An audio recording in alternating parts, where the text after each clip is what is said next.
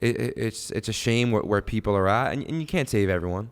You've said that you can't save everyone, and that's why like my intention isn't really even to help people. It hasn't been from the start of this podcast, which might seem odd and alarming to some people. It's like, oh, you don't want to help me?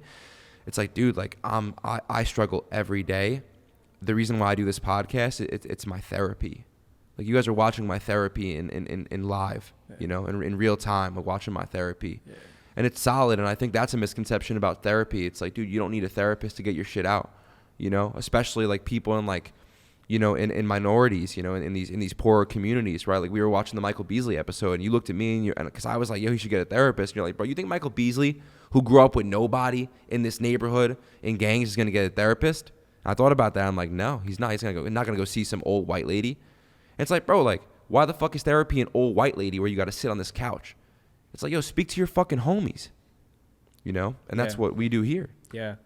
Yeah, bro. When you allow things to just build up over time and you don't voice it and you don't let it out, it's just a ticking time bomb. Eventually you're going to fucking explode. Yeah. That shit is something that's real, bro.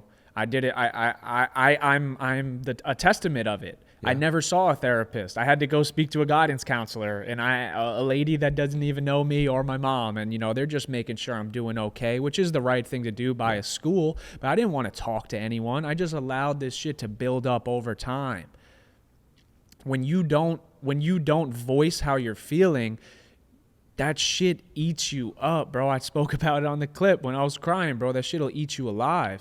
It doesn't have to, like you said, like if therapy works for you, cool. If talking to your boys works for you, cool. If talking to your mom or your dad or your grandma, someone. But you can't hold that shit in.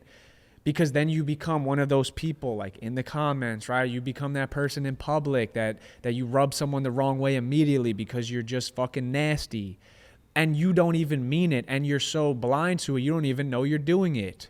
You are this person because you're allowing this built-up anger to fucking control your voice, control your mind, and you're so much better than that. Humans aren't meant to be like that.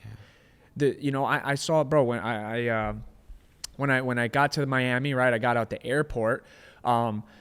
There's this older lady in the car. She pulls up, and I think she was like in an Uber or something like that. And, bro, she's just sitting there and no one's really helping her. And she's got to be like, 75, 80 years old. She has her little dog on her lap. And, bro, she like rolls down the window and screams, "Can I get some fucking help?" Just nasty. That's how she initiated the ask, right? And the airport guys are like, "Oh, yo, so sorry. Like, we didn't know you were here." And, she gets out. She's like, "Can you open the trunk?" Just nasty, right? She's like screaming at these guys. These guys are just trying to do their job, probably making $20 an hour. Right. They didn't deserve this. They didn't do anything. And immediately I judged. And I'm like, damn, this old lady's a nasty. You know what I'm saying? She's mean. Yeah. And then I'm like, yo, like, so lady, like, she can't walk. All she has is her little dog. It's probably almost maybe embarrassing sometimes. Yeah. And I'm like, yo, she's probably hurting, bro. Like, who knows? Maybe her kids don't talk. There's so many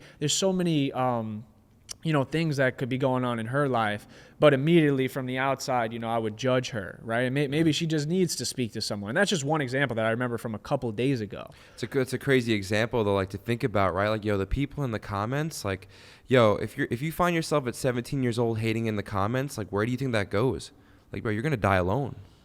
Because that nasty, you're being nasty now, right? Like you just said, you don't even mean to be nasty, but you just built up this habit of being nasty. Everybody that comes around you doesn't want to be around you.